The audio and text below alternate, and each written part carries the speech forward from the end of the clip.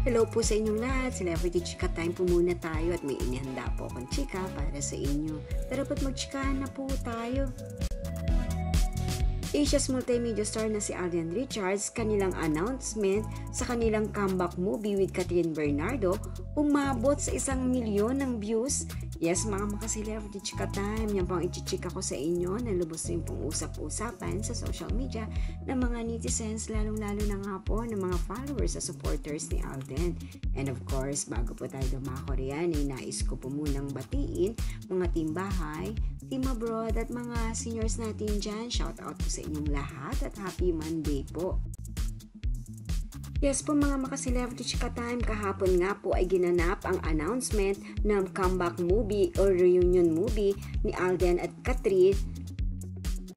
Lubos pong pinagpiestahan at usap-usapan ngayon sa social media ang kanilang reunion movie na Hello Love Again.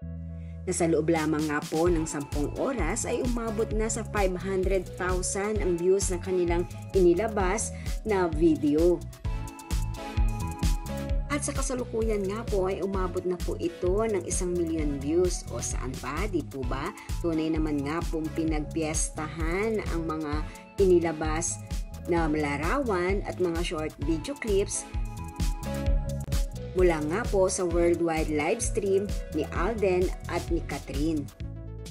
Bilang patunay, panuorin po natin ito.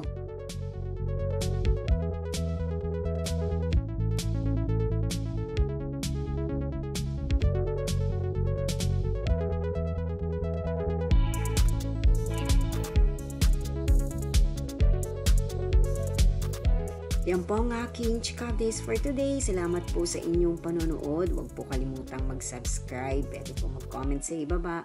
Basta wag lamang po harsh o nakakasakit sa isa't isa. Salamat po muli. Spread love, not hate.